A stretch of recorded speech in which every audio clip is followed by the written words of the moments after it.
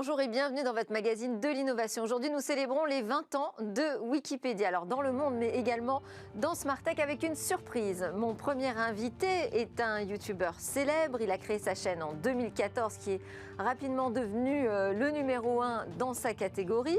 Il a franchi en moins de 8 mois le seuil des 100 000 abonnés. L'année dernière, il a passé la barre du million. Et tout ça rien qu'en parlant d'histoire. Alors je vous en ai déjà beaucoup dit. Notre star du jour rendra hommage à Wikipédia dans Smart Tech dans quelques instants. Et ensuite, pour cette édition spéciale anniversaire, nous débattrons de l'avenir de l'encyclopédie. 20 ans de succès et après, quelles sont les pistes étudiées pour adapter Wikipédia au nouveau monde numérique? Faut-il d'ailleurs toucher à quoi que ce soit? Mes invités reviendront sur les succès évidemment de l'encyclopédie, mais nous parlerons des pistes qui sont étudiées. Ce sont des personnalités qui tiennent un rôle important dans les coulisses de l'encyclopédie. Et puis notre rendez-vous hebdomadaire sur l'aventure spatiale sera lui aussi un clin d'œil à cet anniversaire. Il s'appuiera sur l'un des articles élus de qualité en 2020 par les contributeurs et ce sera autour de l'histoire de Neptune. Mais tout de suite donc place à notre invité spécial.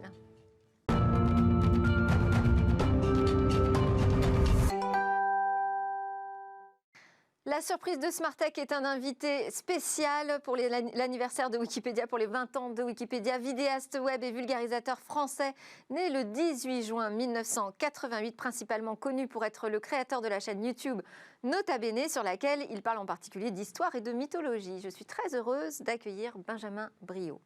Bonjour à tous, mes chers camarades, bien le bonjour. Igitus, Figitus, Zombra Campo. Mes chers camarades, bien le bonjour. Aujourd'hui, on va parler du truc le plus simple que j'ai jamais eu à résumer. Et alors là, tu vois, quand je me mets à faire comme ça et que je dis Mes chers camarades, bien le bonjour. un super... Bonjour Benjamin Briot, vous êtes bien dans Smart Tech? Bonjour, merci pour l'invitation. Bon, alors pour vous annoncer, j'ai volontairement repris les deux lignes qui vous présentent dans l'encyclopédie. Est-ce que vous êtes satisfait, vous, de votre fiche Wikipédia? Oui, ça va, je suis content, je suis déjà très honoré que certaines personnes se soient donné la peine de remplir avec leurs petites mains ma petite fiche. Et alors, vous savez qui l'a fait, justement, qui a initié cette idée? Non, pas du tout, vu que c'est une encyclopédie collaborative. Alors, vous pouvez C'est les gens qui rajoutent des informations. vous pouvez regarder dans l'historique, vous pouvez remonter à la création de votre fiche, mais bon, parfois, ça reste des pseudonymes et on ne sait pas forcément qui est derrière. Vous y avez participé, vous avez un peu collaboré à votre fiche, changé des choses peut-être? Ah non, parce que modifier sa propre fiche Wikipédia, ça se ne fait pas. Ça, c'est vraiment, il faut laisser les autres faire. Ok, donc pas d'erreur a priori dans Wikipédia vous concernant, Benjamin Briot.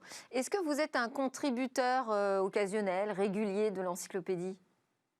Ça m'arrive, oui, de collaborer quand il faut rajouter une petite précision qu'on a pu trouver avec des historiens avec lesquels je travaille, ou même des sources, puisque ce qui est intéressant sur l'encyclopédie, c'est que en bas de chaque article, on peut aller retrouver des références, ça peut être des articles sur Internet, ça peut être des livres, et parfois, il manque un ou deux bouquins qu'on découvre comme ça au gré des recherches, et donc on peut avoir l'occasion d'en rajouter. Faut pas se priver, c'est fait pour ça. Et justement, la puissance de Wikipédia, c'est le fait que tout le monde peut collaborer pour renchérir ce savoir qui est à disposition gratuitement. Et alors vous l'utilisez comment Wikipédia dans votre travail au quotidien pour préparer vos vidéos, qui sont donc des vidéos sur l'histoire, tout le monde vous connaît, je ne vais pas représenter votre chaîne.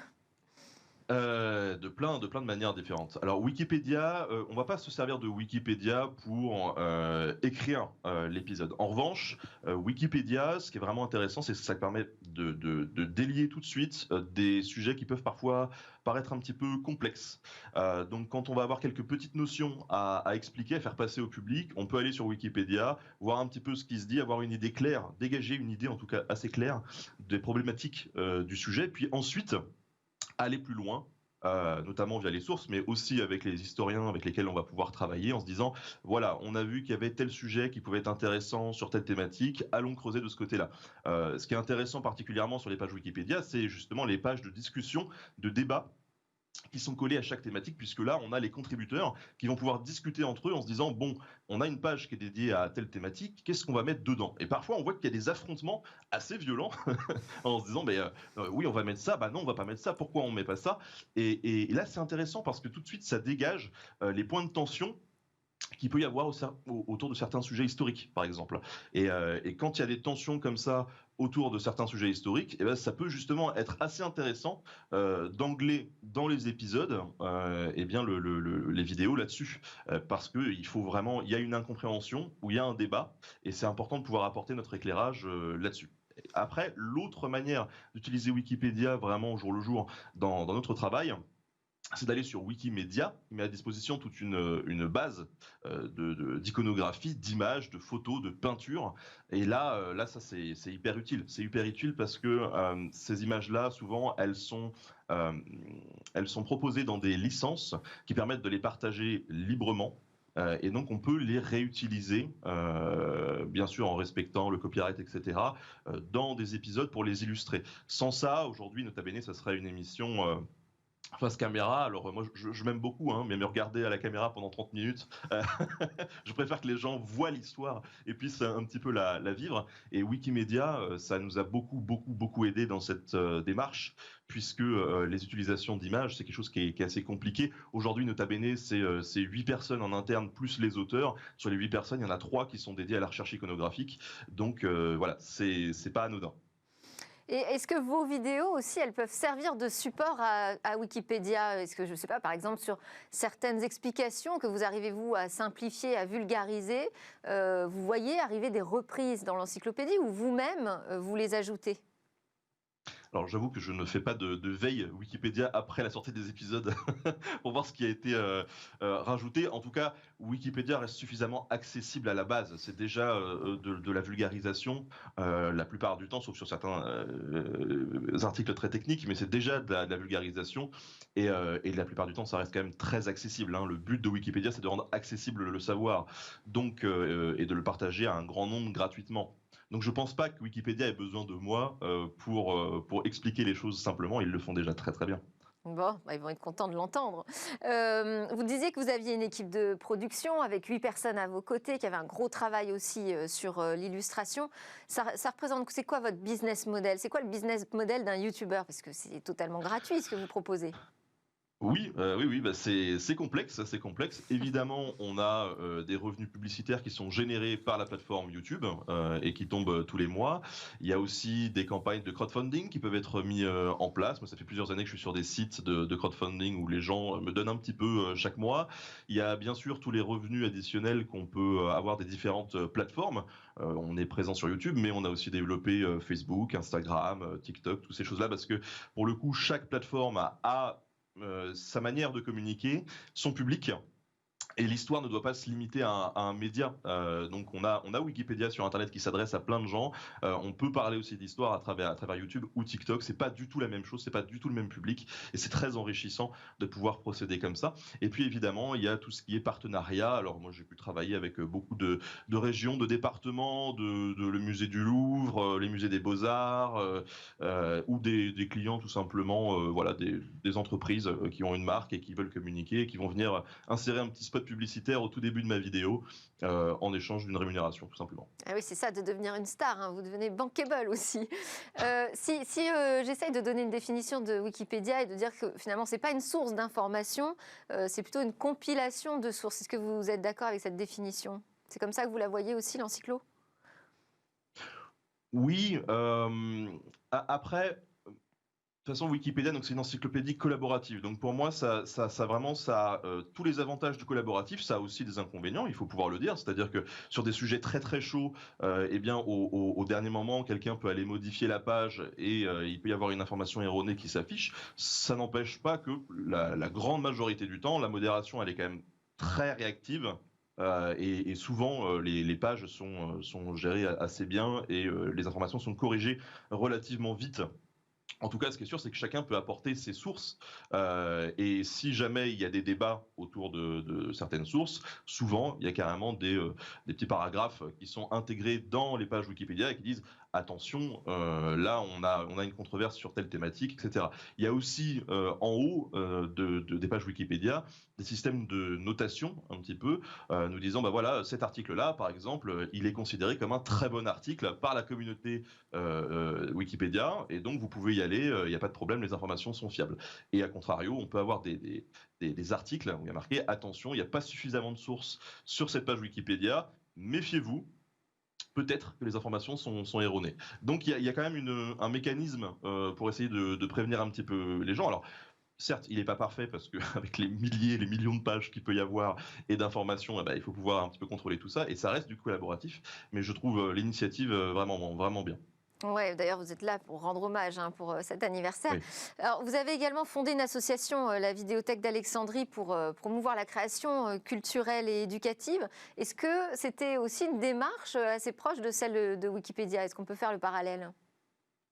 Bah oui, disons qu'on a on a la même philosophie, c'est-à-dire le partage du savoir, l'entraide.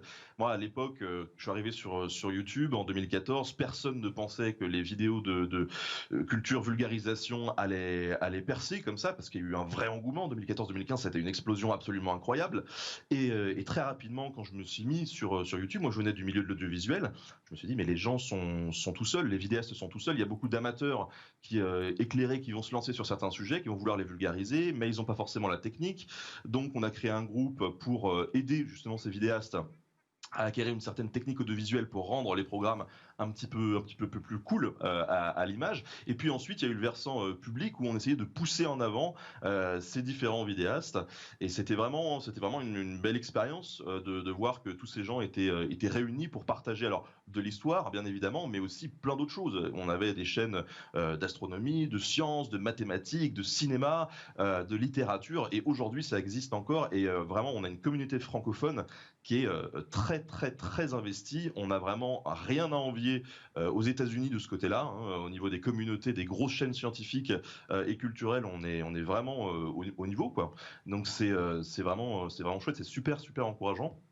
Et je dirais même qu'à l'époque, je me souviens de jeux qu'on faisait entre nous le soir, on se retrouvait entre vidéastes sur Wikipédia où on se donnait par exemple une page d'atterrissage en disant bah tiens par exemple il va falloir aller sur la page de je ne sais pas Richard Nixon et comme page de départ on a je sais pas le Titanic. Et en gros, on lançait un top et en moins de clics possible, il fallait passer de la page du Titanic à celle de Richard Nixon. On s'amusait comme ça, c'était les petits jeux de geeks. Voilà. Mais on s'amusait, c'était très drôle. Bon, alors on va regarder d'ailleurs un extrait d'une de vos vidéos.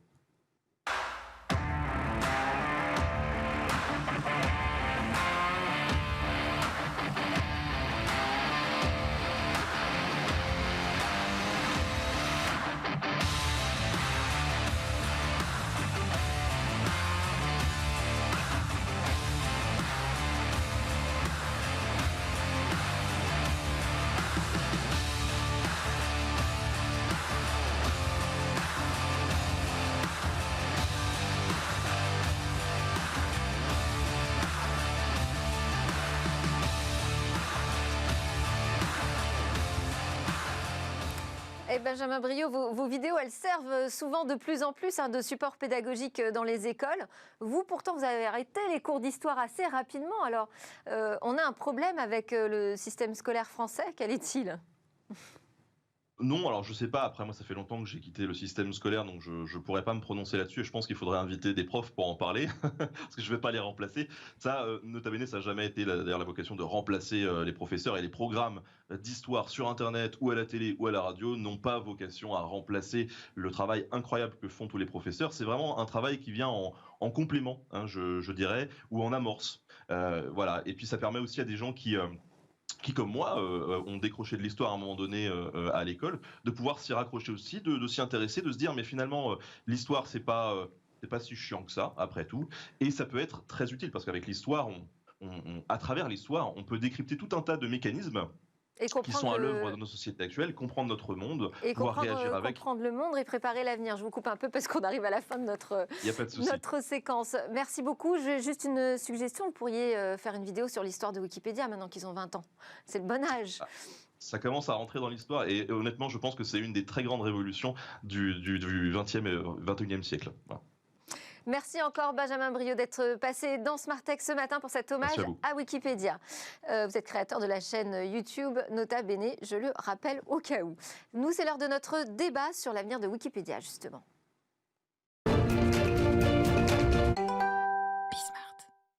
Wikipédia à 20 ans et après, que va-t-elle devenir? Alors on va d'abord évidemment reparler de ses succès, mais aussi explorer les chantiers de ses transformations en cours et puis regarder quelles sont les pistes qui se dégagent pour son futur. Avec mes invités, Rémi Mathis, ancien président de Wikimedia France entre 2011 et 2014, nommé Wikipédien mondial de l'année en 2013 par Jimmy Wales, l'un des pères fondateurs de l'encyclopédie. Et Rémi Mathis, vous publiez cet ouvrage, Wikipédia, dans les coulisses de la plus grande encyclopédie du monde, qui paraît donc aux éditions First jeudi prochain. Avec moi également Rémi Gerbet, délégué opérationnel de Wikimedia France. Il est responsable des programmes de l'évaluation et de la coordination internationale au sein de l'association Wikimedia France, qui est la structure française liée à l'encyclopédie et qui œuvre pour la promotion de la connaissance libre. Également en visio, Afek Benchaed, vice-présidente Wikimedia Tunisie, qui co-organise de nombreux événements internationaux pour le mouvement Wikipédia. Afek Benchaed est bibliothécaire à la bibliothèque diocésaine de Tunis. Et puis nous avons encore une surprise aujourd'hui pour ces 20 ans de Wikipédia. Nous aurons le témoignage rare d'un Wikipédien du quotidien. Il s'appelle Charles-Guillaume Vanicouette et il est contributeur et patrouilleur de l'encyclopédie. On va démarrer avec... on va démarrer avec qui? On va démarrer avec Rémi Gerbet.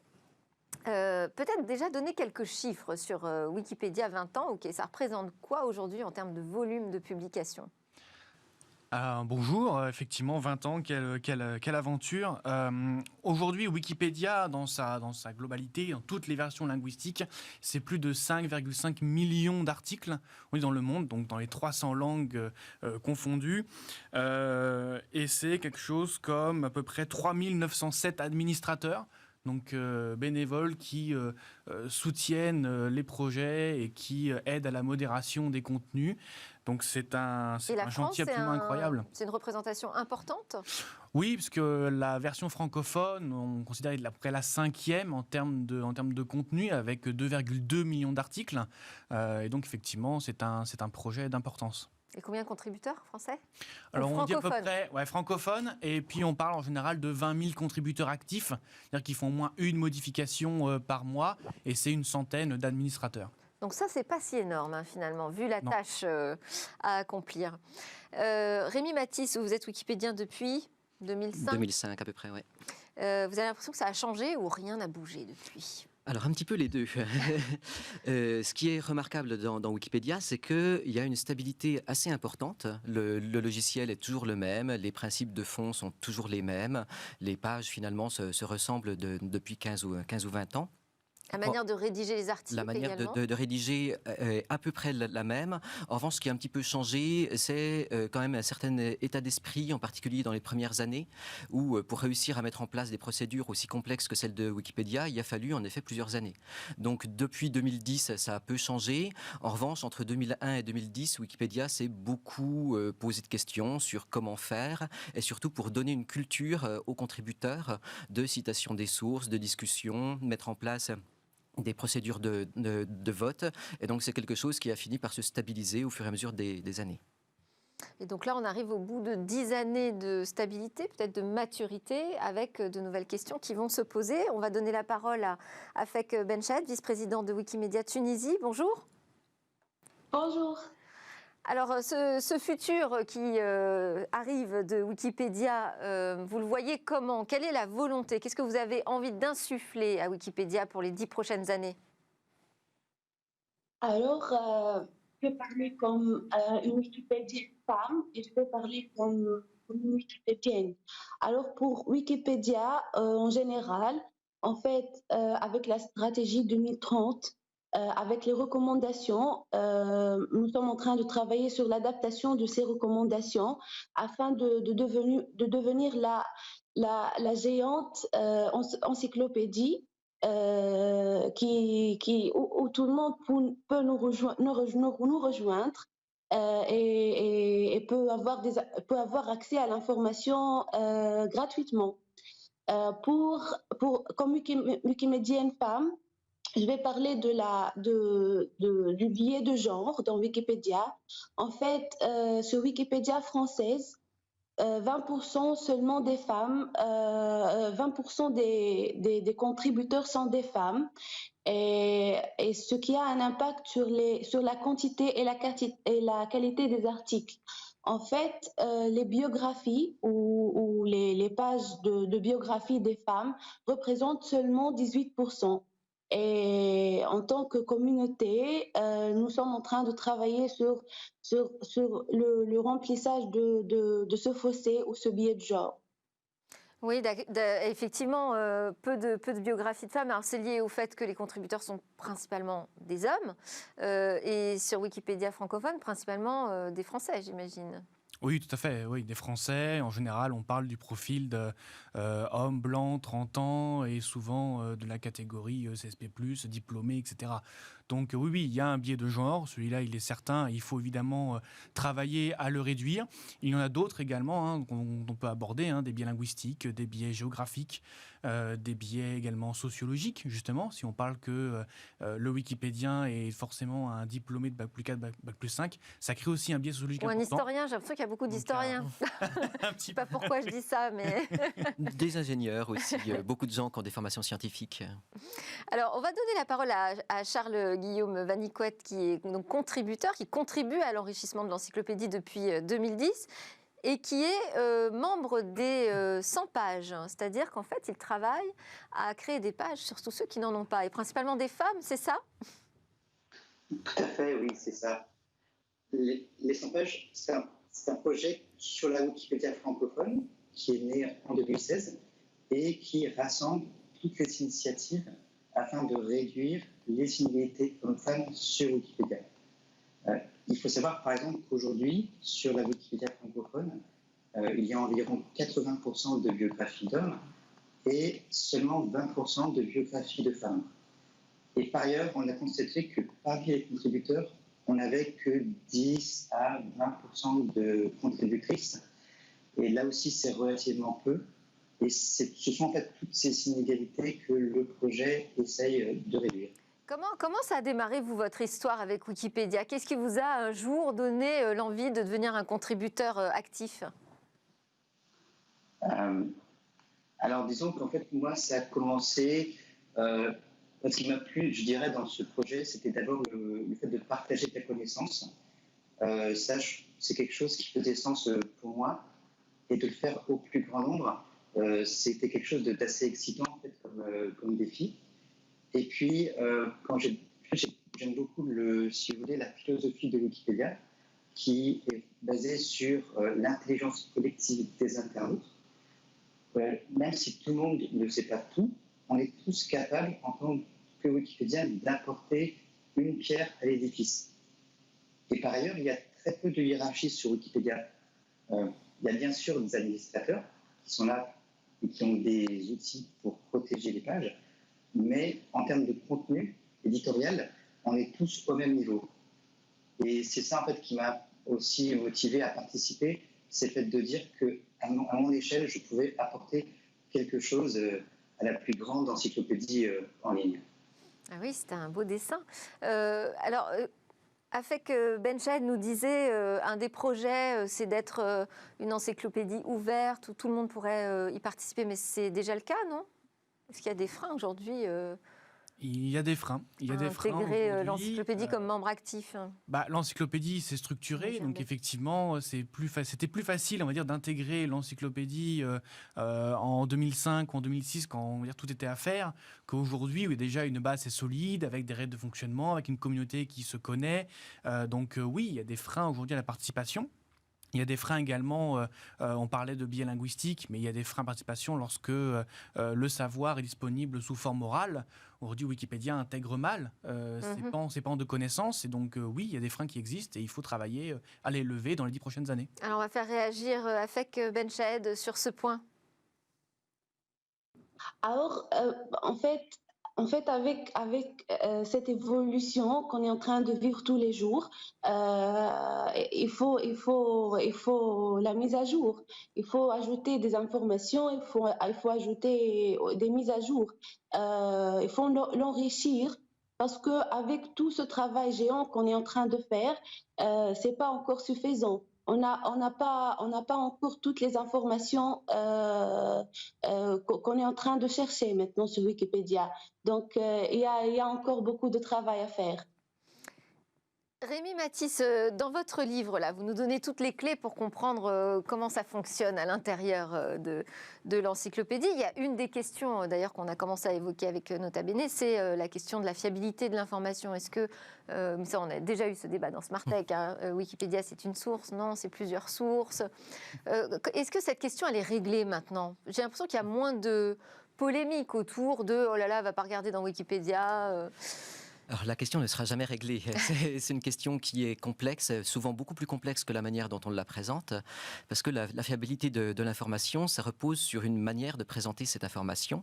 Il y a différents modèles qui existent, des modèles éditoriaux, et Wikipédia est un de ces modèles qui, là, est une des véritables ruptures de Wikipédia par rapport au modèle traditionnel. C'est-à-dire que quand j'écris, moi, dans un livre, vous allez penser, Rémi Mathis doit globalement dire pas trop de bêtises, parce que c'est un spécialiste et qu'il a publié ça dans un livre.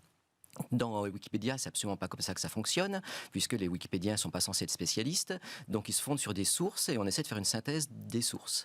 Alors, Wikipédia a tendance à présenter les choses comme c'est un travail tout à fait neutre, on fait une synthèse, on en discute et on arrive à un résultat. C'est quand même un outil aujourd'hui qui est utilisé dans les écoles de manière ouverte. Il n'y a plus ce complexe de je n'ai pas dit, mais je suis allé voir dans Wikipédia. De moins en moins, parce que précisément Wikipédia a 20 ans, que c'est rentré dans les pratiques normales. Les professeurs qui arrivent aujourd'hui ont utilisé Wikipédia au fil de leur scolarité, donc ce n'est plus du tout le rapport vertical du vieux prof qui n'aime pas ce qu'on trouve sur Internet. Mais ce que cherche à dire Wikipédia de manière très claire, c'est ne nous croyez pas, justement. Que Wikipédia n'a pas à être fiable en tant que tel, comme rien n'est fiable. Wikipédia, c'est une source d'information qu'il faut questionner. Et Wikipédia le dit très clairement par le fait de mettre des bandeaux sur les articles qui disent clairement, chez nous, il y a des bons articles et des mauvais articles. Cet article-là manque de source, celui-là est publicitaire, celui-là est trop court. Et donc, réfléchissez systématiquement à ce que vous lisez. Et par ailleurs, d'autant plus important à l'ère des fake news. Tout à fait. Et en fonction des usages que vous aurez, en fonction de si c'est juste pour une discussion entre amis, vous n'aurez pas la même lecture que si c'est pour un exposé au lycée ou pour reprendre dans un master ou si c'est vous vous faites virer demain à votre boulot si vous vous êtes trompé. Donc finalement, tout ça fait que la question de la fiabilité est beaucoup plus complexe que la manière dont on la présente souvent. C'est-à-dire que Wikipédia finalement pose des questions de l'époque des encyclopédistes. Mais pose aussi des questions sur notre époque de manière générale, sur le rapport à l'information. Et c'est pour ça que Wikipédia qu'est-ce qu'une vraie, une fausse information Voilà, et un outil pédagogique passionnant, parce que tout ce qu'on apprend à faire en lisant Wikipédia, de se poser des questions sur ce qu'on lit, c'est ce qu'il faut faire quand on regarde la télé, quand on lit un journal. Et donc, c'est un méta-usage pédagogique d'utiliser Wikipédia pour savoir gérer une information dans le monde d'aujourd'hui, en fait. Rémi Gerbet, sur les défis de demain, est-ce qu'il y a aujourd'hui des points de friction, des débats au sein de la communauté des Wikipédia sur la manière dont l'encyclopédie doit évoluer ? Oui, bien sûr, il y en a tout le temps. Comme dans une assemblée de copropriétaires, à un moment donné, on peut ne pas être d'accord sur poser telle ou telle fenêtre à tel endroit. Alors, sur quel sujet ça porte ? Il y en a plusieurs. On a parlé effectivement du biais de genre, mais cela implique effectivement parfois de questionner les critères d'admissibilité sur l'encyclopédie. On sait que Wikipédia est un reflet de la société, donc quand il n'y a pas beaucoup de sources sur des femmes présentes dans la presse nationale, etc., du coup, celles-ci ne se retrouvent pas automatiquement sur Wikipédia. Du coup, est-ce que Wikipédia doit précéder la société ? Est-ce qu'elle doit aller plus vite ? Et cela, forcément, engendre des questionnements très intéressants au sein de la communauté. Tous ne sont pas tranchés et il va falloir aussi avancer tout doucement vers cela. Jusqu'ici, la doctrine, c'était plutôt d'arriver après ? La doctrine, c'est de suivre un petit peu ce qui se passe. C'est-à-dire qu'à partir du moment où la notoriété d'une personne est reconnue du fait que, par exemple, elle est citée régulièrement, elle a des articles qui lui sont consacrés dans la presse, à ce moment-là, on considère qu'elle est admissible sur Wikipédia. Mais on s'est retrouvé confronté à des problèmes lorsque des chercheuses importantes sont retrouvées remises des prix, par exemple, par l'UNESCO, et qu'on s'est rendu compte en fait qu'elle n'était pas mise sur Wikipédia du fait qu'on ne trouvait pas des sources nécessaires pour lui créer l'article, forcément ça interroge sur nos propres pratiques, sur les propres règles que la communauté s'est fixées. Et on ne va pas devenir journaliste pour autant quand on est wikipédien, j'imagine. On ne va pas se mettre à interviewer la chercheuse en question pour créer le contenu. Non, effectivement, puisque voilà, il y a ces règles-là. Mais cela pose beaucoup de questions et beaucoup de frictions. Alors on va voir avec cher Guillaume Van Niekout comment justement il s'y prend quand il doit remplir des fiches sur des gens qui sont 100 pages et donc parfois sur lesquels il n'y a pas beaucoup d'informations. Comment vous vous y prenez ? Juste avant, si je me permets, pour rebondir sur ce que disait Rémi Gerbet, on a eu le cas en 2018 d'une physicienne canadienne qui s'appelle Donna Strickland et qui n'avait pas de page Wikipédia à l'époque. Et c'est vrai qu'on est confronté en fait à ce problème de sources parce qu'à l'époque, en fait, malgré 30 ans de carrière, il n'y avait pas assez de sources sur elle. Et du coup, voilà, c'est un problème sur lequel effectivement on est confronté aujourd'hui. Alors donc du coup, effectivement, comment ça se passe quand on essaie d'écrire des articles sur des femmes? Donc déjà, on essaie de trouver des sources, soit dans la presse, soit dans des études, des ouvrages qu'elles ont pu écrire, qui ont été publiés, afin de juger si elles ont une autorité suffisante. Et ensuite, en fait, on en fait une synthèse sur Wikipédia en mettant les principales étapes de leur carrière, de leur parcours, ce qu'elles ont pu apporter dans leur domaine, la science par exemple, dans l'histoire, dans la littérature, et en essayant d'être, je dirais, le plus synthétique et le plus neutre possible, sans parti pris, en restant tout à fait factuel. On va demander aussi à Afek Benched comment au quotidien elle peut travailler sur cette question de la diversité. Est-ce que vous avez des initiatives là qui sont prévues, par exemple dans les mois qui viennent ? En fait, oui, en tant que membre de Wikimedia Tunisie, j'ai travaillé sur ça et je vais encore travailler sur ça. En fait, on organise des ateliers de contribution et en tant que bibliothécaire, je peux travailler aussi sur la recherche des références et des ressources. Donc, ces ateliers sont des ateliers thématiques. On organise aussi des compétitions, on travaille sur des projets.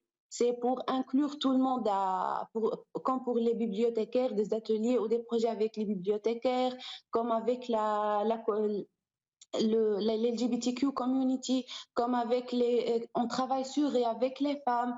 Donc oui, on organise des projets pareils en Wikimedia Tunisie. Et on prévoit aussi des ateliers de contribution, en ligne, vu les conditions maintenant, mais nous avons notre plan. Rémi Mathis, on abordait cette question de la grille de lecture de l'information dans Wikipédia. Qu'est-ce qu'on pourrait faire pour améliorer justement cette lisibilité, donner des clés de compréhension sur comment décrypter l'information et la désinformation? Parce qu'aujourd'hui, je ne suis pas sûre que tout le monde, en consultant une page Wikipédia, sache retrouver l'historique, par exemple, comprendre comment elle a été fabriquée, où sont les débats. C'est une vraie question. C'est d'ailleurs une des raisons pour lesquelles j'ai écrit ce livre, pour essayer de faire en sorte que les gens prennent conscience que lire un article sur Wikipédia, c'est pas uniquement lire l'article. C'est vraiment essayer, en tout cas si on a un usage qui nécessite de bien comprendre comment l'article est fait, c'est aller voir un certain nombre de ressources liées à l'article qui permettent d'un petit peu mieux voir d'où viennent ces informations. Donc c'est bien évidemment suivre les sources, éventuellement les lire elles-mêmes, c'est regarder la page de l'historique qui est lié, donc il y a un petit onglet en haut à droite qui permet d'avoir toutes les modifications qui ont lieu sur l'article, donc voir est-ce que tout le monde est d'accord sur ce qui est dit, est-ce qu'il y a eu des batailles, est-ce qu'on est en train de lire une version vandalisée qui va changer dans 2 minutes parce qu'un patrouilleur sera passé, qu'est-ce qui s'est passé pour aboutir à cet article, et donc également la page de discussion. Puisqu'à côté de chaque Par exemple, page... sur votre page qu'on voit là s'afficher, votre Voilà. page Wikipédia, qu'est-ce qu'il y a d'intéressant à lire à travers les lignes, entre les lignes? Entre les lignes, faut surtout donc ne pas aller que sur cette page-là, mais aller sur les autres onglets pour voir est-ce que les Wikipédiens ont fait cette page parce qu'ils m'aiment bien ou est-ce qu'ils ont fait cette page parce que je suis quelqu'un qui est important. Il y a des polémiques sur votre page, par exemple? J'ai mes amis et mes ennemis. Les biographies de personnes vivantes sont les pires articles de Wikipédia. Ah oui. Ça représente quelques pourcents, 1% des articles de Wikipédia, mais quand on nous interroge, c'est toujours celle-là, parce que évidemment, pour beaucoup de gens, les pages ne sont lues que par leurs amis et leurs ennemis, et par ailleurs, ce sont des sujets sur lesquels la connaissance est beaucoup moins stabilisée. On ne parle pas d'une abbaye du XIIIe siècle, on ne parle pas d'un théorème de maths, on parle de vivant et avec les gens qui sont à fleur de peau sur... Et de vie privée aussi. De vie privée. Un des sujets qu'on a traités ensemble posait cette question. Comment est-ce qu'on doit des comptes à Wikipédia si on veut modifier sa fiche? Est-ce qu'on doit arriver avec sa carte d'identité pour prouver qui on est? Ça pose ce genre de questions. Et aussi. que chacun a un avis très clair sur ce qu'il est lui et sur ce qu'il veut qu'on dise de lui. Et ce n'est pas forcément ce qui ressort des sources ni de ce que les Wikipédiens vont dire. Et sachant que tout ça est géré par des équipes de bénévoles, à qui on demande beaucoup finalement, puisqu'on est tous très exigeants avec une encyclopédie. Ça représente un travail phénoménal pour les bénévoles. Oh oui, c'est absolument phénoménal. Pour prendre un exemple tout récent, si on regarde l'article consacré à la pandémie de la Covid-19, qui est un article aujourd'hui qui est très très long, hein. Il est bien marqué en plus qu'il est peut-être un peu trop long et un peu trop indigeste, mais c'est quasiment 280 contributeurs qui l'ont dans leur page de suivi. Ça veut dire qu'ils vont quotidiennement aller surveiller cet article. D'ailleurs, il est quand même protégé pour éviter toute tentative de désinformation, mais un sujet comme la pandémie actuelle, aujourd'hui, ça représente plusieurs centaines de pages d'articles différents créés en fonction des pays, en fonction des continents, en fonction des tentatives pour lutter contre la pandémie, des méthodes de prévention. Et tout cela en sachant que Wikipédia va être quasiment une des premières sources d'information pour le grand public. Grosse responsabilité. Ouais. Donc ça demande une grosse responsabilité qui repose sur des bénévoles. Et pour cela, je pense qu'on peut... Et alors ça, est-ce que ça peut tenir dans le temps? Parce que l'avenir de Wikipédia, c'est aussi son business model. On en est où sur cette question? Je peux peut-être vous faire réagir tous les deux.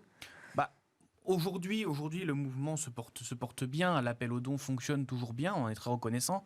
Ça permet de maintenir les serveurs, ça permet de continuer à développer l'encyclopédie et de soutenir également les contributeurs justement dans leur engagement. Donc pour le moment, ça se passe bien. Espérons que ça continue comme ça dans les 10 prochaines années et qu'on puisse franchir encore une étape dans le développement de Wikipédia vers une encyclopédie encore plus mature, plus diverse et qui intègre... Donc rester sur ce modèle de donation. Oui, c'est le principe. Pas tout à fait. Rémi Matisse. Le but d'un point de vue économique est quand même de passer d'un système de donation à un système de endowment, donc de fonds qui permet de placer l'argent et de vivre sur les intérêts, comme en gros les universités américaines. C'est-à-dire la fondation. La fondation pourrait. Aux États-Unis. Voilà, aurait en gros un capital et vivrait sur les intérêts, ce qui permet d'être plus pérenne et de prendre moins de risques, puisque pour l'instant, chaque année, l'existence même de Wikipédia peut être remise en cause. Ouais. En ce qui concerne le nom... Ça, ce sera en conformité avec l'esprit Wikipédia, vous pensez, Rémi Gerbet? Tout dépend de comment ces fonds sont traités, de comment ils sont catégorisés. Pour le moment, il n'y a pas d'hostilité particulière. Pas que ça serve des intérêts privés. Voilà. Ah, mais c'est vraiment... Matisse. Le but est de fonctionner exactement comme maintenant, mais simplement en ayant un recul sur l'argent qui sera disponible dans 1, 2, 3 ans. Ça ne change rien du tout. Ouais, une trésorerie. C'est quelque chose qui est très américain, mais toutes les universités et les musées américains travaillent de cette manière-là. Après, ce qui se pose sur le futur de Wikipédia, c'est en effet le nombre de contributeurs. Mais sur la Wikipédia francophone, c'est à peu près stable depuis 2013. On a connu un maximum au début des années 2010 et depuis ça s'est stabilisé. Mais en effet, un nombre qui n'est pas si grand que ça. C'est-à-dire que les personnes qui font plus de 100 contributions, donc vraiment les gros contributeurs qui font vivre le site, les patrouilleurs, ils sont moins de 1000. Ouais. Donc c'est finalement très peu. Et là où on peut avoir des craintes, c'est sur les technologies qui sont mises en œuvre actuellement. Puisque Wikipédia est quand même un dinosaure du web. Je le disais, c'est quelque chose qui a assez peu changé. Or, de plus en plus, les gens vont sur Internet et sur Wikipédia sur les applications de leur smartphone. Et Wikipédia, faire des modifications de fond en citant des sources sur un smartphone, c'est vraiment pas pratique. Donc la question est, regarder et lire Wikipédia sur son smartphone, c'est génial. Est-ce que ça permettra de garder le même nombre de contributeurs et de motiver des personnes qui n'ont jamais regardé Internet que sur leur smartphone, c'est pas sûr. Je vais donner le mot de la fin à la femme qui est représentée en Tunisie, Afek Benchaed. Quel est votre vœu pour les 10 prochaines années pour Wikipédia? C'est vraiment le mot de la fin, on arrive au terme du débat. je souhaiterais voir plus de femmes contributrices sur Wikipédia. Je souhaiterais voir la fondation et les groupes investir dans le développement des compétences et du leadership, surtout des femmes. Et je souhaite que la motivation des volontaires reste comme ça et augmente afin de pouvoir améliorer Wikipédia. Merci beaucoup. Alors, il me reste encore une petite seconde peut-être pour Charles-Guillaume Van-Icoute. On n'a pas évoqué aussi votre travail en tant que patrouilleur. Vous avez l'impression que c'est de plus en plus difficile ou les choses s'arrangent ? Alors, c'est vrai que ça reste une activité qui est assez chronophage. Si vous voulez, on est un petit peu comme des vigies. On est là pour protéger l'encyclopédie. Donc, ça veut dire qu'on vérifie en permanence toutes les modifications qui ont été réalisées récemment sur des articles. On les corrige, on les supprime lorsqu'elles ne sont pas pertinentes, lorsqu'elles ne respectent pas les règles de l'encyclopédie. Après, on est maintenant aidé par des technologies. On a notamment des robots qui tournent et qui peuvent supprimer automatiquement certaines modifications, comme celles, par exemple, qui peuvent contenir des mots, on va dire, grossiers. Mais c'est vrai que ça reste quand même assez compliqué. On a notamment des entreprises qui font appel à des agences de communication pour améliorer leur e-réputation sur Wikipédia. Et c'est des cas qui sont plus problématiques parce que ça remet en cause le principe de neutralité de l'encyclopédie. Et nous, du coup, ça nous demande de passer plus de temps sur ces articles pour s'assurer qu'ils sont écrits de manière relativement neutre. Merci beaucoup d'avoir témoigné. Il faut lancer un appel aux volontaires. Hein, voilà. On a besoin davantage de Wikipédiens. Merci à tous. Merci Charles-Guillaume Van-Icoute, contributeur et patrouilleur de Wikipédia pour votre témoignage. Afek Benchaed, vice-présidente de Wikimedia Tunisie. Rémi Gerbet, délégué opérationnel de Wikimedia France. Et Rémi Matisse, auteur donc du livre Wikipédia dans les coulisses de la plus grande encyclopédie du monde aux éditions First. Et puis je voulais aussi remercier l'équipe de Wikimedia France, en particulier Rémi, mais aussi Amélie et Sarah, qui m'ont permis de monter cette émission exceptionnelle. Juste après la pause, on reste quand même dans l'univers de Wikipédia, on part à la découverte de Neptune.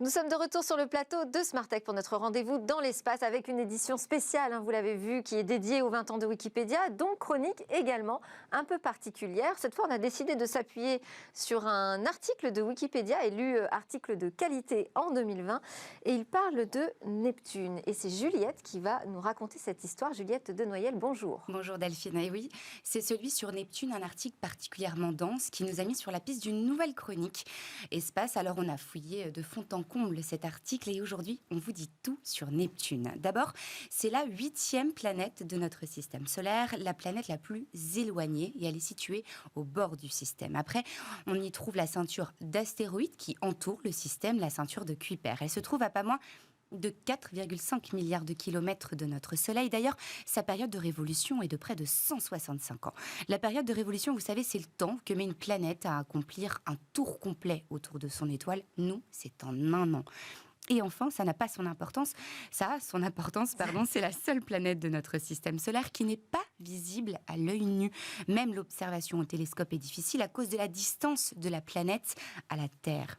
Elle est tout simplement trop loin. Autrement dit, ce n'est pas grâce à l'observation empirique que l'on a découvert l'existence de cette planète. Et alors comment ? Eh bien, Neptune est la première planète et la seule de notre système solaire à avoir été découverte par le calcul mathématique. Et c'est-à-dire ça ? Eh bien, au 19e siècle, un astronome français qui s'appelle Alexis Bouvard étudie notre système solaire. Et il se lance dans la compilation de tables astronomiques. Ce sont des suites de nombres qui indiquent les situations, les mouvements des astres ou qui servent à calculer la position. Et il le fait pour Jupiter, pour Saturne et pour Uranus. Et après vérification, il se rend compte que l'observation et les calculs correspondent, sauf pour Uranus. Il constate que des perturbations gravitationnelles influencent l'orbite d'Uranus. Et pour expliquer ces anomalies, Bouvard va émettre une hypothèse, une 8e planète, appelée à l'époque planète troublante, qui pourrait être à l'origine des perturbations dans l'orbite d'Uranus. Mais il meurt en 1843 et à la même année, à quelques mois près, un Britannique réussit à calculer la position de cette hypothétique 8e planète Et 3 ans plus tard, c'est un Français qui va faire pareil. D'ailleurs, ces 2 astronomes vont revendiquer longtemps la paternité de cette découverte. Et finalement, c'est un astronome prussien qui observe pour la première fois Neptune en 1846. Et pouvez-vous nous dire à quoi elle ressemble, cette planète? Eh bien, comme Jupiter ou Saturne, l'atmosphère de Neptune est composée principalement d'hydrogène et d'hélium. Une atmosphère qui présente des conditions météorologiques actives et visibles. Sur Neptune, on recense les vents les plus forts connus du système solaire avec des vitesses atteignant jusqu'à 2100 km/h. Et puis, comme cette planète est très, très loin du Soleil, c'est l'un des endroits où il fait également le plus froid du système solaire, tombant jusqu'à moins 218 degrés. Et à l'intérieur, elle est principalement composée de glace et de roches. Et aujourd'hui, on peut l'observer, ça, sur cette planète? Oui, grâce à l'arrivée de télescopes très performants comme Hubble, par exemple. Mais le premier cliché nous a été donné par la sonde Voyager 2. On en avait parlé déjà ici ensemble. D'ailleurs, lors de son passage en 1989, elle a pu observer une grande tache sombre. Cette tache était en fait un vortex, une tempête terrible de plusieurs milliers de kilomètres. Et c'est grâce à une tache semblable qui a fait l'actualité il y a quelques semaines que grâce au télescope Hubble, on s'est rendu compte que cette tempête de plus de 7500 km de diamètre avait brutalement changé de cap. Elle allait vers le sud et elle va maintenant vers le nord. Et au même moment, une plus petite tache est repérée, ce qui pourrait expliquer cet étrange phénomène. L'hypothèse est en fait qu'il s'agit d'un morceau de la plus grosse tempête qui s'en serait détaché. Il est même possible que cette plus petite tempête soit l'élément perturbateur qui expliquerait pourquoi le vortex principal change de cap. Et pourquoi est-elle si bleue, cette planète Neptune? Eh bien, le méthane est partiellement responsable de la teinte bleue de l'atmosphère. Je dis partiellement parce que ça n'explique pas une teinte si bleue, presque un bleu azur. Et ça, c'est encore un mystère. Mais je le redis, ça n'est pas un vaste océan qui est caché là.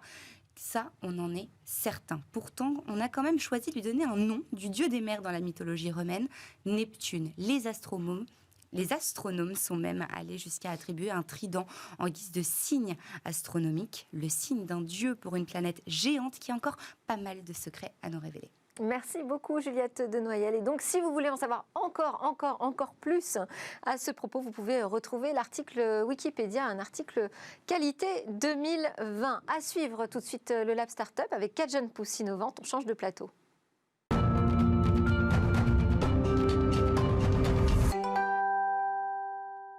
Merci à tous de nous avoir suivis. J'espère que vous aurez apprécié cette semaine très particulière. Édition spéciale autour du CES 2021 de lundi à jeudi. Et aujourd'hui, édition spéciale pour les 20 ans de Wikipédia. Alors, très bon anniversaire à Wikipédia, à tous les Wikipédiens. Merci à tous. Longue vie à l'encyclopédie libre et ouverte. Je vous souhaite à tous une excellente journée et je vous dis à lundi pour de nouvelles discussions sur la tech.